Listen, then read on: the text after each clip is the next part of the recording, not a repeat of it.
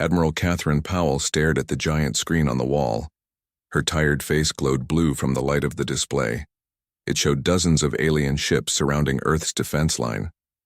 The United Earth Defense Force had called every ship. They had all 23 of them to protect humanity's home planet. "They're calling us again, Admiral," said Lieutenant John Reeves from his station. The face of the alien appeared on the screen. Ambassador Gentok moved his insect-like mouthparts in what Earth scientists said was a smile. "Your species has been invited to join the Galactic Conclave, Admiral Powell. Yet you show us this? 23 ships against just our scout fleet?" The alien waved toward the window, where hundreds of their ships floated in perfect lines. "Maybe humans are not ready for space politics after all." Powell heard Captain Frank Morris whisper to Science Officer Lisa Gray. "They have no idea what our ships can do." Admiral Powell fixed her uniform and stood taller. "Ambassador, humanity may be new to space travel, but we've learned to make every shot count. The Conclave might stop laughing when they understand what we can do." The alien's eyes narrowed. "We shall see, human. We shall see." The screen went dark. Powell turned to her crew. "Status report. All ships in defensive formation," reported Commander Diane Foster, her second in command. "The aliens haven't made any aggressive moves yet." "Keep watching them," Powell ordered. "I want to know if any ship changes course or powers up weapons." "Captain." Morris approached the Admiral. "Ma'am, should we activate the GC arrays?" He was talking about the gravitational compression weapons, humanity's greatest military secret. Powell shook her head. "Not yet. We don't want to show our hand unless we have to." She looked back at the screen showing the alien fleet. There were so many of them, all much bigger than Earth ships. But size wasn't everything. The command room of the UES Defiant was quiet as everyone did their jobs. It was the flagship of Earth's small fleet, but it packed more firepower than any alien ship out there. The humans had learned to do more with less. They had to. "Admiral," called Lieutenant Reeves, "the Valtraxian second in command is requesting to come aboard. They want to inspect our vessel." Powell exchanged glances with Commander Foster. This was both a risk and an opportunity. "Permission granted," she said after a moment, "but limit access to non-sensitive areas only." 30 minutes later, Subcommander Krell of the Valtraxian fleet stepped onto the bridge of the Defiant. He was shorter than Ambassador Gentok, but had the same insect-like features. His 4 eyes scanned the bridge with obvious amusement. "This is your command center?" he asked, his translator making his clicks and chirps into English. "It's quaint." Powell smiled tightly. "We find it efficient." Krell walked around, looking at the various stations. The human crew watched him carefully. "Your species is interesting," Krell said. "Barely 200 years of spaceflight, and you think you deserve a seat at the conclave." He laughed, a strange chirping sound. "The Valtraxian Empire has existed for 12,000 years. We had mastered the stars while your ancestors were still living in caves. Yet here we are," Powell replied calmly. "Perhaps we learned quickly, or perhaps you don't know your place," Krell said, his voice suddenly cold. "The conclave has rules, Admiral. Strong members protect weak ones. What protection could Earth possibly offer?" Dr. Alan Barnes, the fleet's chief engineer, spoke up from his station. "With respect, Subcommander, contribution to the conclave isn't just about fleet size." Krell turned all 4 eyes to Barnes. "Is that so, human? Then tell me, what other metrics matter?" "Innovation," Barnes replied. "Efficiency, new ideas." "Ideas don't stop plasma torpedoes," Krell said with another laugh. He turned back to Powell. "The inspection is complete. Your ships are exactly as primitive as they appear." He moved toward the exit, then paused. "A word of advice, Admiral. When the conclave votes on your membership next week, accept whatever terms they offer. Some members find your kind irritating. They might prefer a demonstration of force rather than welcoming you as equals." After Krell left, Commander Foster moved to Powell's side. "That was a threat." "Yes, it was," Powell agreed. She pressed a button on her chair. "All ship commanders, conference call in 5 minutes." In the meeting room, the captains of Earth's 23 ships gathered on screen. Powell explained the situation. "They're planning something," said Captain Nicole Warren of the UES Dauntless. "Their ships have been repositioning all day. The Valtraxians have a history of showing new species their place in the galaxy," added Captain Jack Nichols of the UES Intrepid. "Usually with a quick, overwhelming attack." Powell nodded. "That's my assessment, too. They want to embarrass us, force us to accept junior status in the Conclave." "Our intel suggests they don't know about the GC weapons," said Lieutenant Ericke. Summers, head of intelligence. "They think our ships are armed with standard plasma cannons like everyone else. Then we have surprise on our side," Powell said. "But I don't want to fight unless it's necessary. Update all defense protocols. If they attack, target only their weapon systems and engines at first." "And if that doesn't stop them?" asked Captain Morris. Powell's face grew serious. "Then we show them exactly what Earth ships can do." The meeting ended and Powell returned to the bridge. She stood by the main window, looking out at the stars and the alien ships beyond. Humanity had fought hard to reach this point. After the climate wars and the resource crisis of the 21st century, people had finally united. The discovery of faster-than-light travel had opened the galaxy to them.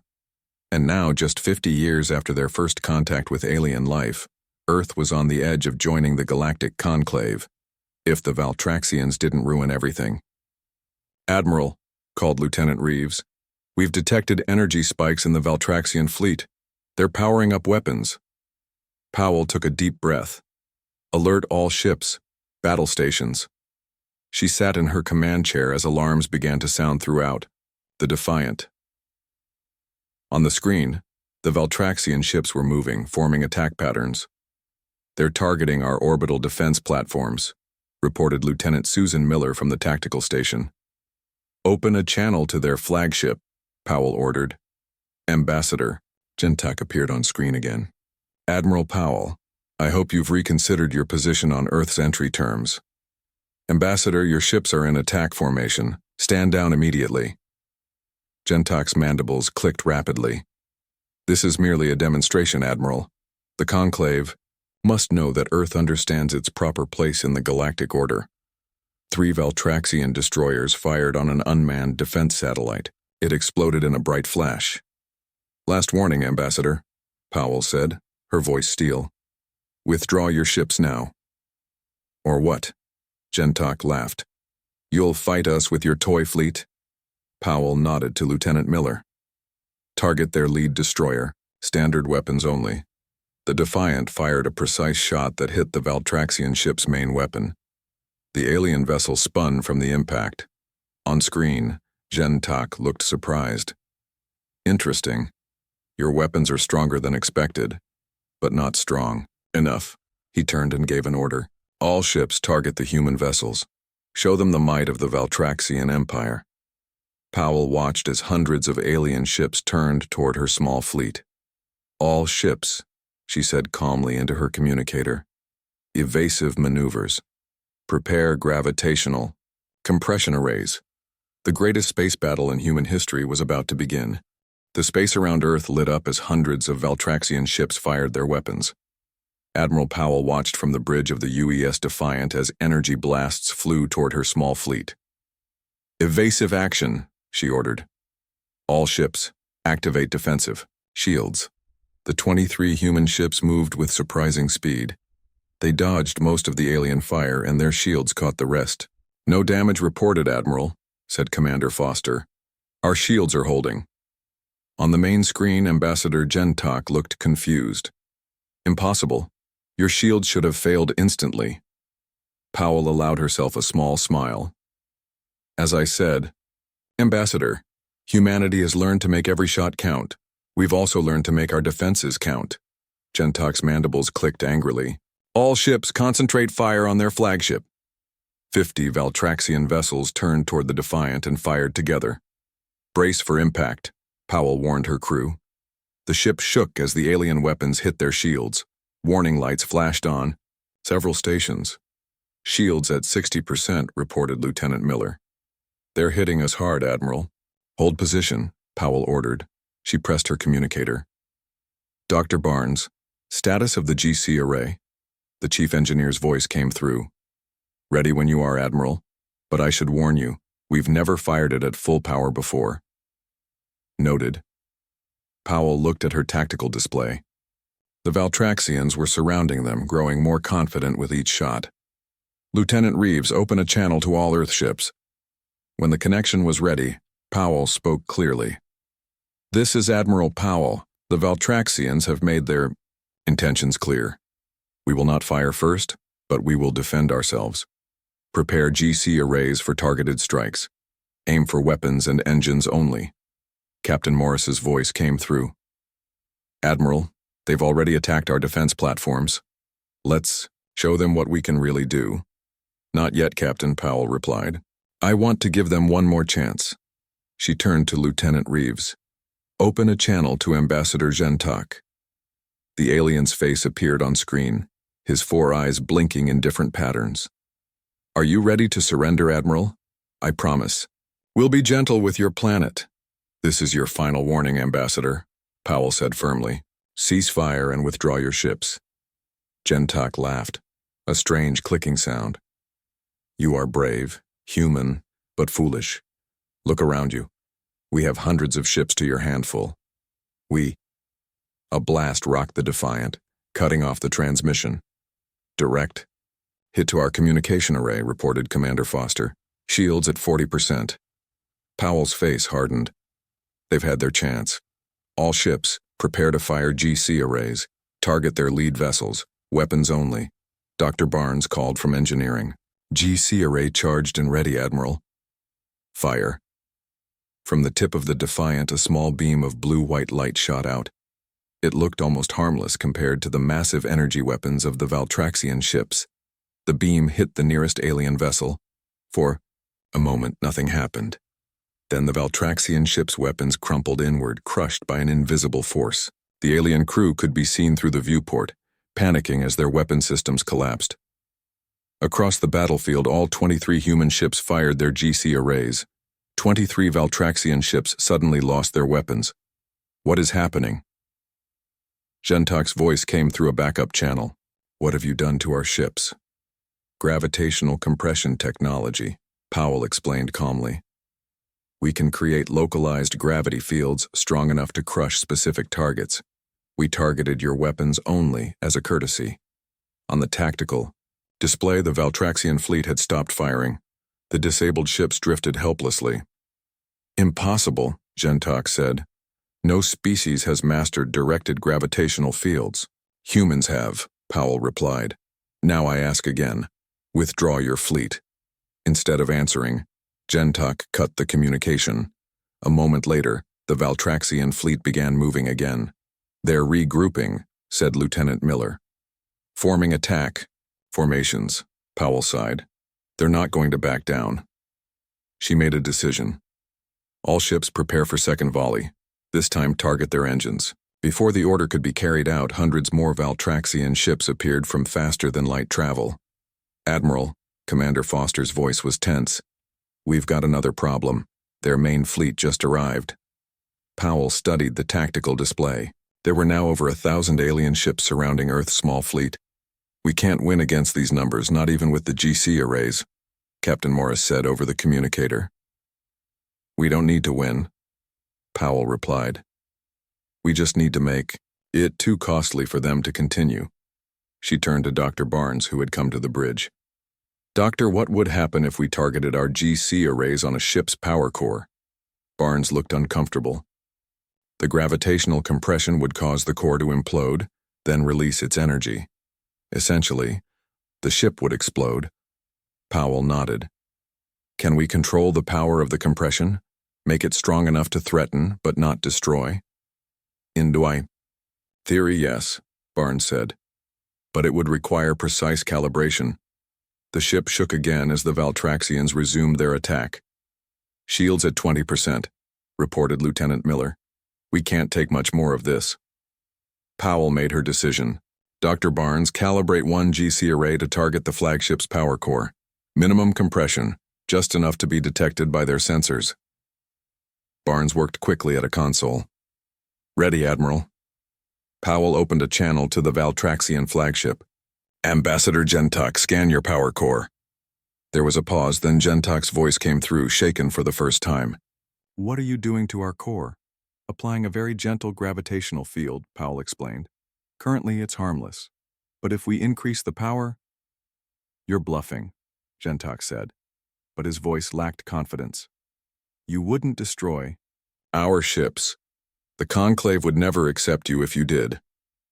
The Conclave invited us to join, Powell reminded him. You're the one who decided to attack instead of welcome us. Now make your choice, Ambassador. Withdraw your fleet or we'll be forced to defend ourselves more aggressively. The bridge was silent as everyone waited for the Valtraxian response. Finally, Gentok spoke. This is not over, human. But we will. Withdraw it for now. Slowly, the alien fleet began to pull back. Keep GC arrays ready, Powell ordered. Don't relax until they're out of firing range. As the Valtraxian ships retreated, Commander Foster approached Powell. They'll be back, won't they? Yes, Powell said. But next time, they'll know what we're capable of. And so will the rest of the Conclave. Lieutenant Reeves looked up from his station. Admiral, we're receiving a transmission from Earth Central Command. They want a full report. And the Conclave representatives are requesting an emergency meeting, added Lieutenant Miller. Powell nodded.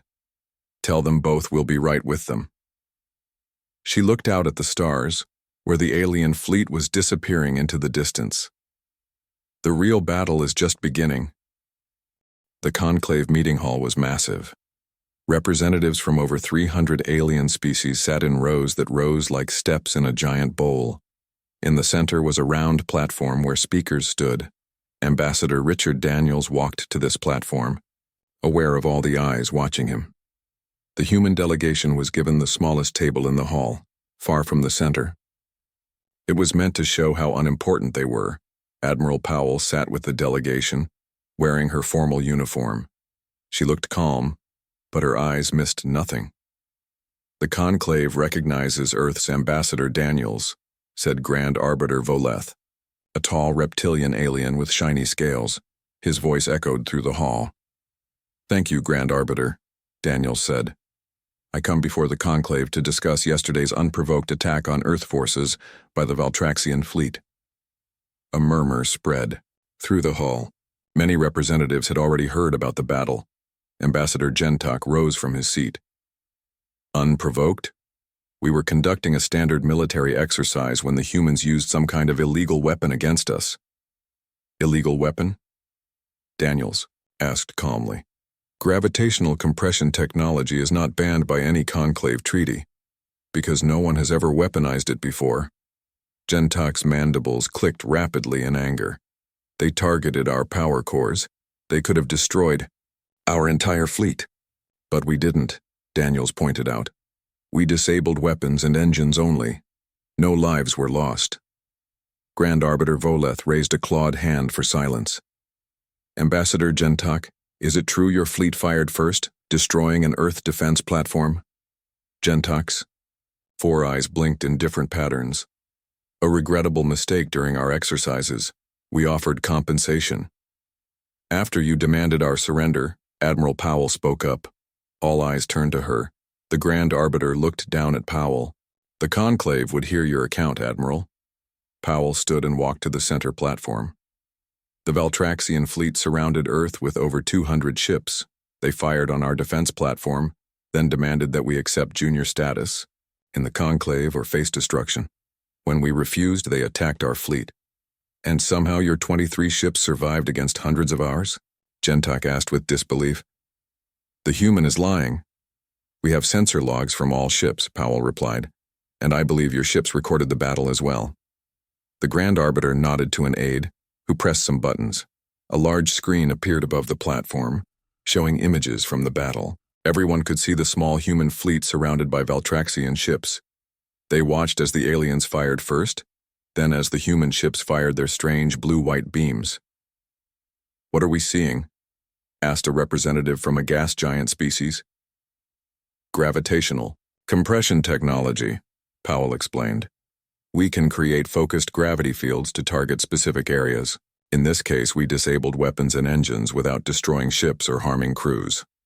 Many representatives were leaning forward now, interested.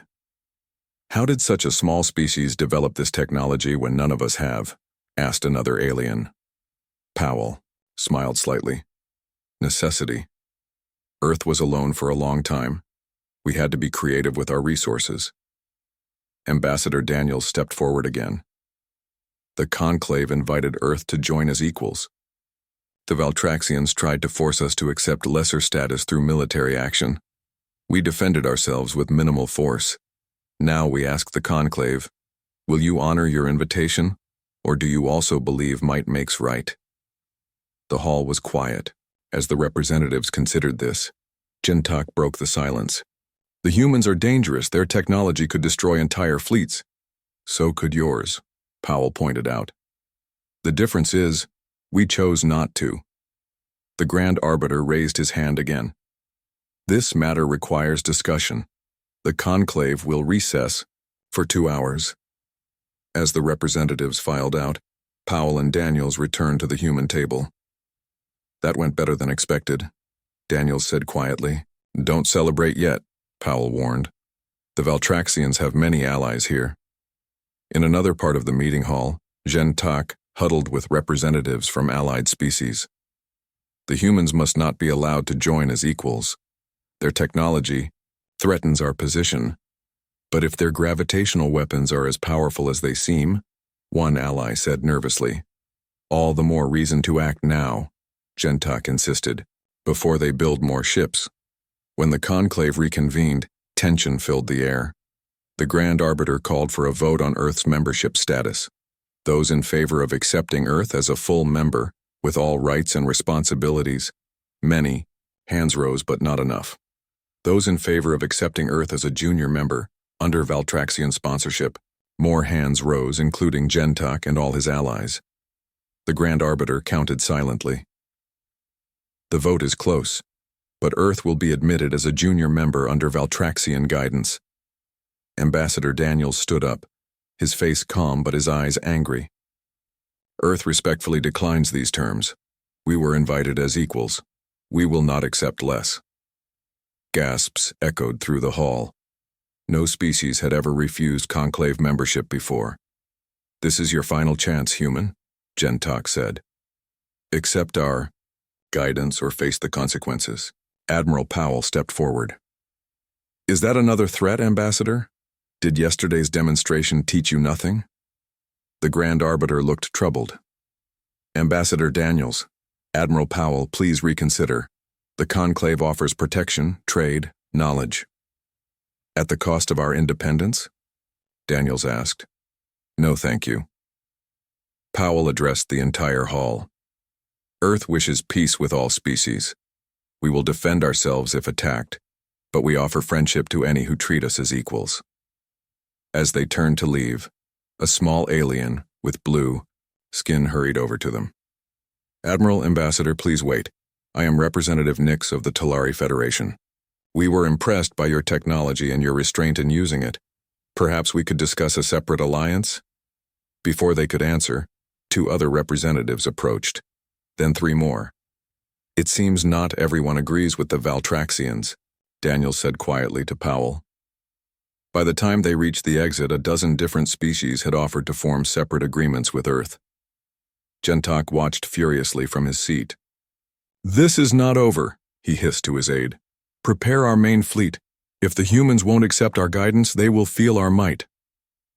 Outside the hall, Powell received an urgent message from Earth. Admiral, we're detecting large Valtraxian fleet movements. They're gathering near Jupiter. Powell looked at Daniels. It seems diplomacy has failed. Then it's time for Plan B, Daniels replied grimly. Powell nodded and contacted her ship. Captain Morris, alert all Earth ships. The Valtraxians are coming back, and this time they're bringing their main fleet.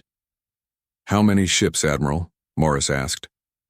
Intelligence suggests over 3,000, Powell replied. There was a pause, then Morris said, well, we still have 23, should be enough. The 23 ships of Earth's fleet formed a defensive line near the orbit of Mars. Behind them was Earth, blue and vulnerable. Ahead of them, appearing from faster-than-light travel in groups of hundreds, came the Valtraxian main fleet.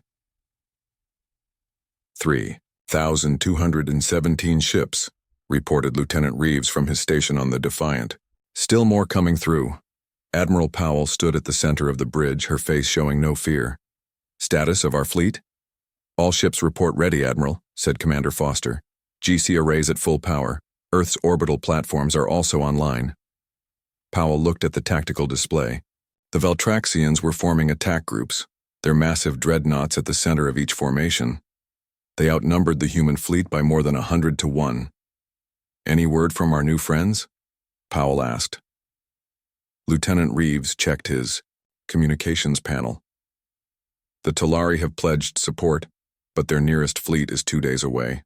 4 other species have also promised help. 2 days too late, muttered Captain Morris. Powell nodded. Then we stand alone. She opened a fleet-wide channel.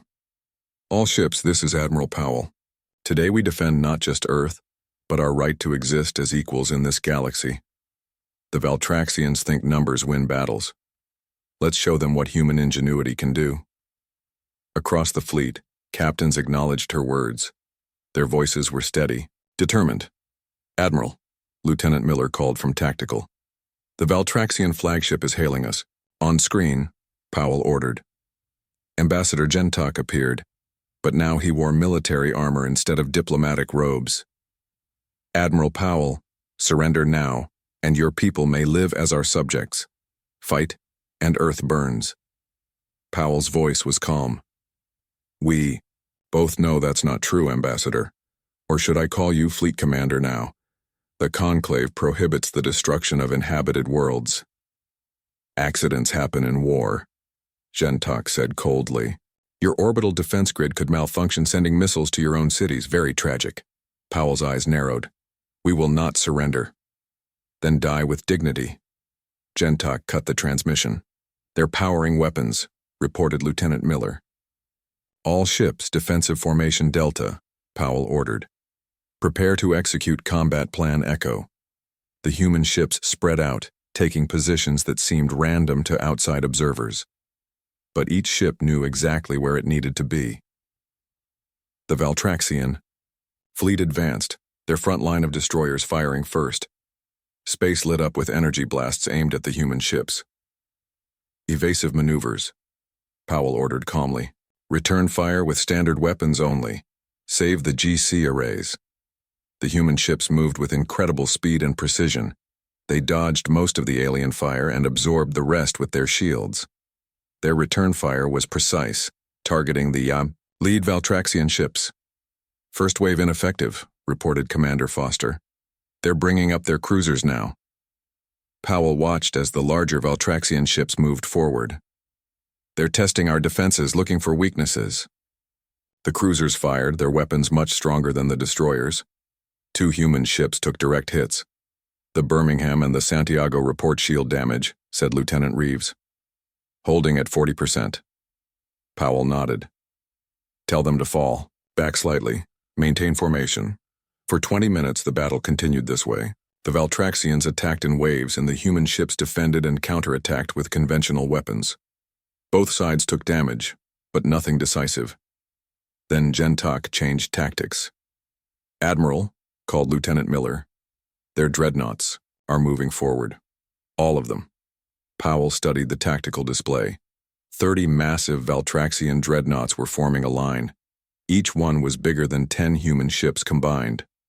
They're concentrating their firepower, said Commander Foster, with concern. Our shields won't hold against that. Powell's face remained calm. They're also concentrating their targets. Lieutenant Reeves, Signal Plan Echo. All ships prepare GC arrays. The dreadnoughts fired together.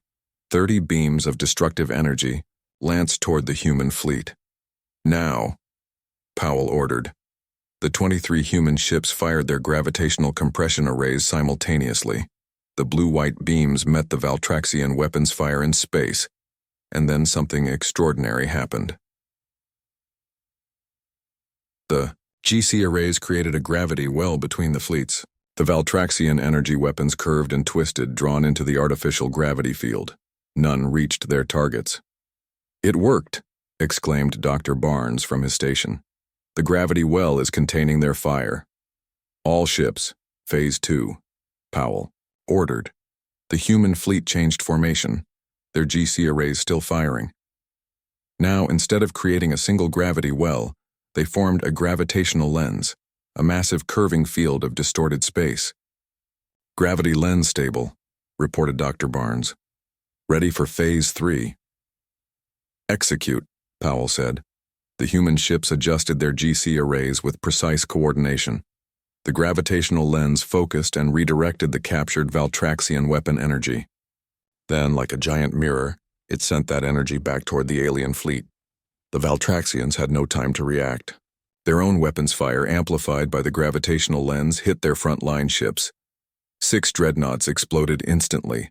Dozens of cruisers and destroyers behind them were crippled or destroyed.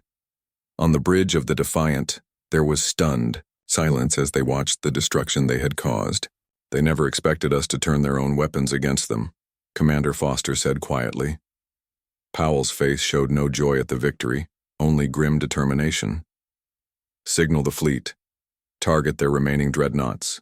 GC arrays at full power." The human ships fired again, this time aiming directly at the Valtraxian capital ships. The blue-white beams struck with precision. On the huge alien vessels, weapon systems imploded, engines collapsed, and power cores shut down to prevent catastrophic failure. Within minutes, all 30 dreadnoughts were drifting helplessly in space. "The rest of their fleet is breaking formation," reported Lieutenant Miller. "They're pulling back." Powell opened a channel to Gentak's ship, which was among the disabled dreadnoughts. "This is Admiral Powell. Your capital ships are disabled. Withdraw your fleet now, or we will be forced to continue our defense." For a long moment there was no response. Then Gentak appeared on screen. His armor was damaged and one of his 4 eyes was injured. "This is not possible," he said, his voice shaking. "No fleet has ever defeated our dreadnoughts." "And yet, here we are," Powell replied. "Will you withdraw?" Gentak seemed to struggle with himself. Finally he said, "We will withdraw. But know this, human. The Conclave will hear of your unprovoked attack on our peaceful fleet." Powell almost smiled. "The Conclave representatives are watching this battle, Ambassador.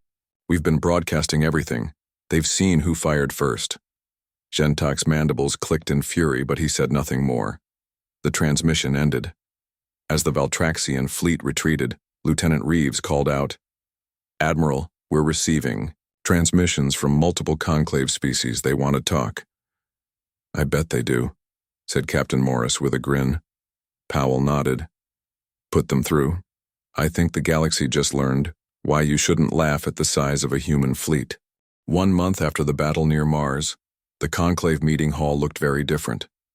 The human delegation no longer sat at the smallest table in the far corner. Now they had a large table near the center, with Ambassador Daniels and Admiral Powell seated prominently. The Grand Arbiter Voleth called the session to order. "Today we formally welcome Earth as a full member of the Galactic Conclave, with all rights and responsibilities." Applause filled the hall from most representatives. A few remained silent, including the Valtraxian delegation. Ambassador Gentak was not present. In his place was a new ambassador, one with less military influence. "Would Earth's representatives like to address the Conclave?" Voleth asked. Ambassador Daniels stood and walked to the center platform. Admiral Powell joined him. "The people of Earth thank the Conclave for this welcome," Daniels began. "We look forward to peaceful cooperation with all species." Powell spoke next. "Earth joins the galactic community not to dominate, but to contribute. Our technology, our ideas, and our friendship are offered to all who wish to work together as equals." Many representatives nodded in approval. Several looked impressed by this humble approach from the species that had just defeated the Valtraxian main fleet. After the formal ceremony, representatives from dozens of species approached the humans. Some wanted trade agreements, others were interested in cultural exchange. Many were curious about human technology. Admiral Powell called Representative Nix of the Talari Federation, the blue-skinned alien who had first approached them a month ago. My government wishes to discuss a technology exchange program. We would be happy to discuss that, Powell replied with a smile. A tall, plant-like alien stepped forward next. The Futurian Collective offers mineral resources in exchange for learning about your gravitational compression technology. And the Doraxian Empire would welcome human ships at our starbases for joint defense exercises, added another representative. Powell and Daniels exchanged pleased glances. In just 1 month, Earth had gone from an outsider to one of the most sought-after allies in the conclave. Later, at a reception in the Earth Embassy, Powell stood by a window looking out at the conclave capital city. The alien architecture was beautiful, with towers that seemed to defy gravity and bridges made of light. "Quite a view, isn't it?" said Dr. Barnes, joining her with a drink in hand. "It's amazing," Powell agreed. "A month ago, I wasn't sure we'd live to see it." Barnes nodded. "The Valtraxians really thought they could crush us with their numbers." "A common mistake," said a new voice. They turned to see the new Valtraxian ambassador approaching. Unlike Gentak, she moved with grace rather than arrogance. "Ambassador Kriva." Powell greeted her politely. "Admiral Powell," the Valtraxian replied with a small bow. "I wanted to thank you personally." Powell raised an eyebrow. "Thank me? For what?" "For not destroying our fleet when you could have," Kriva said. "Our military leaders now understand that your gravitational technology could have crushed all our ships, not just disabled them." Powell nodded slowly. "War was never our goal, Ambassador. Only recognition of our right to exist as equals. A lesson my people are learning," Kriva admitted. For too long, the Valtraxian Empire equated size with strength, numbers with power. Barnes smiled. "Quality over quantity. It's an old human saying." "A wise one," Kriva agreed. "My government wishes to start fresh with Earth. Perhaps even learn from each other." "We would welcome that," Powell said sincerely. After the Valtraxian ambassador moved on to speak with other guests, Commander Foster approached Powell. "Good news from home, Admiral," Foster said. "The new ships are almost ready." Powell smiled. "How many this time?" 30 more, Foster replied. "Smaller than the current ones, but with improved GC arrays." "Smaller and more powerful," Powell mused. "The Valtraxians still won't understand our thinking." Across the room, Ambassador Daniels was speaking with the Grand Arbiter. "Your species has made quite an impression," Voleth said. "Not just with your military prowess, but with your restraint in using it," Daniels nodded. "Humans learned the hard way that having power is less important than knowing when not to use it. A lesson some members of the Conclave still need to learn," Voleth admitted. "For millennia, the galactic balance has favored those with the largest fleets, the most territory." "And now?" Daniels asked. Voleth's reptilian eyes blinked thoughtfully. "Now many are reconsidering their assumptions. Your gravitational technology has changed the equation. But more importantly, your willingness to stand alone against overwhelming odds has earned respect." Later that night, Powell returned to her ship in orbit above the Conclave homeworld. Captain Morris met her in the shuttle bay. "How was the party?" he asked as they walked to the bridge. "Diplomatic," Powell replied with a small smile. "But successful. We have 17 new alliance offers and 32 trade proposals." Morris whistled. "Not bad for the new kids in the galaxy." They reached the bridge where Lieutenant Reeves was on duty. "Admiral, message from Earth Central Command. They're sending the new ships early. The UES Phoenix will lead the group." Powell nodded approval. "Good. The Conclave should see that we're strengthening our position." "Do you think the Valtraxians will try again?" Morris asked quietly. Powell looked out at the stars visible through the main viewport. "No, they've learned their lesson, but others might not have. We need to be ready." "With just 53 ships against thousands?" Morris asked. Powell smiled. Quality over quantity, Captain. Besides, our new allies are already asking to add our gravitational technology to their ships. Within a year, the balance of power in this galaxy will look very different. Commander Foster joined them. Earth Central Command also reports that our deep space sensors have detected activity beyond the conclave borders, possibly a new species previously unknown. Hostile? Powell asked. Unknown, Foster replied. But they appear to have a very large fleet. Powell nodded thoughtfully. Alert our new allies. If there are new players entering the game, the conclave will need to stand together. And if they're hostile? Morris asked. Powell's eyes showed determination as she looked at the small but powerful fleet of Earth ships on the tactical display. Then they'll learn the same lesson as the Valtraxians. Never judge by size alone. In the distance, the UES Phoenix and its sister ships appeared from faster-than-light travel.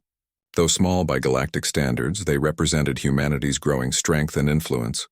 Earth was no longer alone in the universe, no longer the newcomer to be pushed around.